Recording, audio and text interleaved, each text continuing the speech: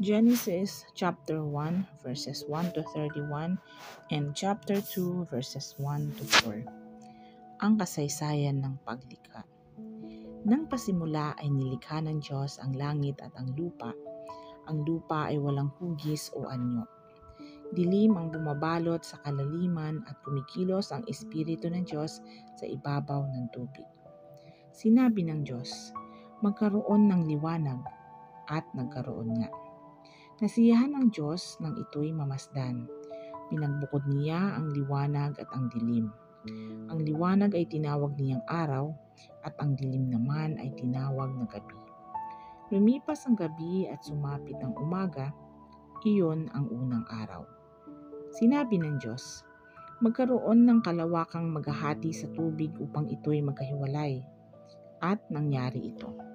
Ginawa ng Diyos na pumagitan ng kalawakan sa tubig na nasa itaas at sa tubig na nasa ibaba.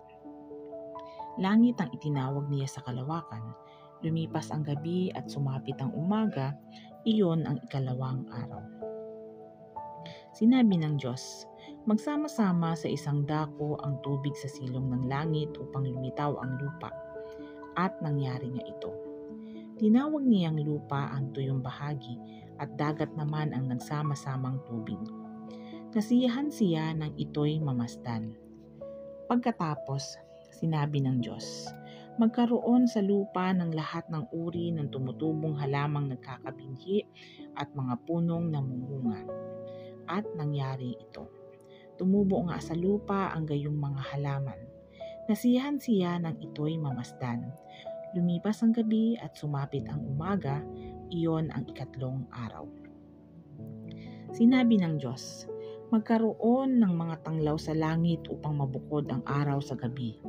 Ito ang magiging batayan sa bilang ng mga araw, taon at kapistahan.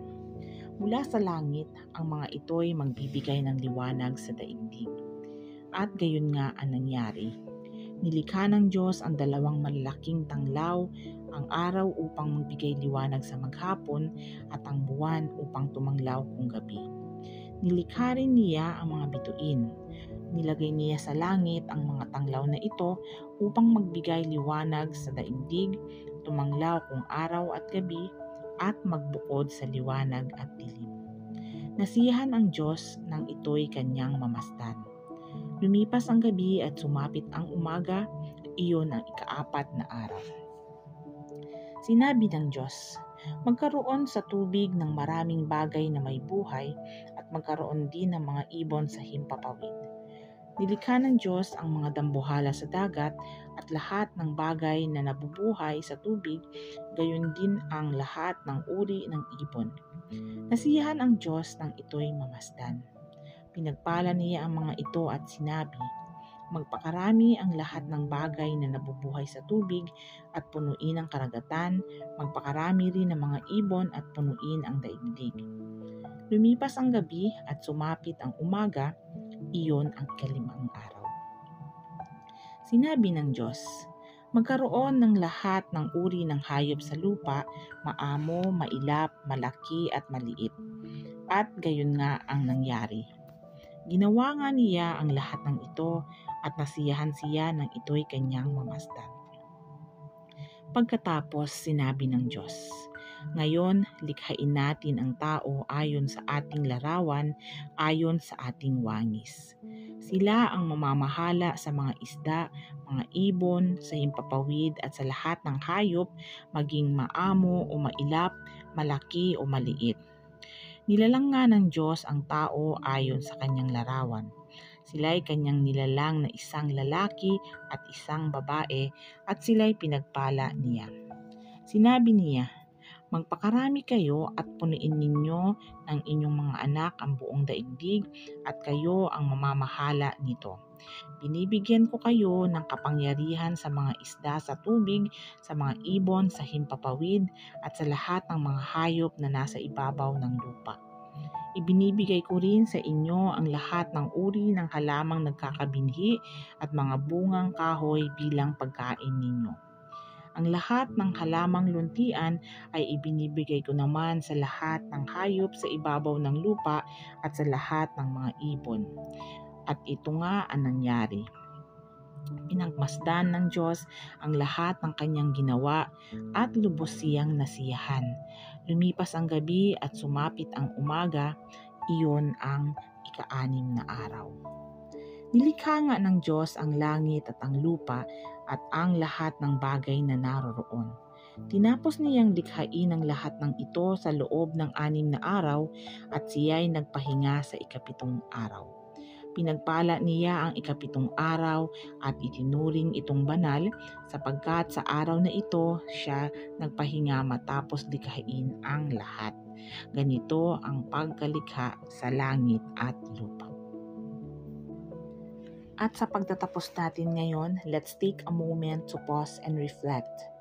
Mula pa sa simula, ipinakita na ng Diyos na siya ang Diyos ng layunin, kaayusan, kagandahan at buhay. Lahat ng kanyang nilikha ay may saysay, may disenyo at puno ng kabutihan. At pagkatapos ng bawat araw ng paglikha, sinabi niya, "It was good." Kasama tayo sa nilikha ng Diyos in His image ayon sa kanyang wangis. Binigyan niya tayo ng halaga, tungkulin at relasyon sa Kanya. At sa huli, tinawag niya tayong makibahagi sa Kanyang kapahingahan. Sabi sa Genesis 2 verse 3, pinagpala niya ang ika-7 araw at itinuring itong banal sapagkat sa araw na ito siya nagpahinga matapos likhain ang lahat. Hindi lang niya tayo tinawag para gumawa, kundi para magpahinga sa Kanya. Kapatid, sa araw na ito, tandaan mo ito. You are created by God. You are seen by God. You are loved by God. At kung sinasabi niya na ang kanyang nilikha ay mabuti, kasama ka doon. Let's pray together. Panginoon, maraming salamat po sa kagandahan ng iyong nilikha at sa biyaya ng buhay. Salamat sa paglikha mo sa amin ayon sa iyong wangis at sa pagtawag mo sa amin na lumakad kasama ka. Turuan mo po kaming makita ang mundo ayon sa iyong paningin, may pagkamangha, may paggalang at may malasakit. Habang kami nagpapatuloy sa bawat araw, paalalahanan mo kami na may layunin kami, may halaga kami at may pahinga kami sa presensya mo. Pagpalain mo nga po ang bawat nakikinig ngayon, hipuin mo ang kanilang puso at patuloy mo silang palakasin. Sa pangalan ni Jesus. Amen. Ako po si Kathy and this is Lion of Judah Podcast. Salamat sa pagsama niyo sa akin ngayong araw na ito. Hanggang sa muli, patuloy na magtiwala at lumakad na kasama ang ating Diyos. God bless you.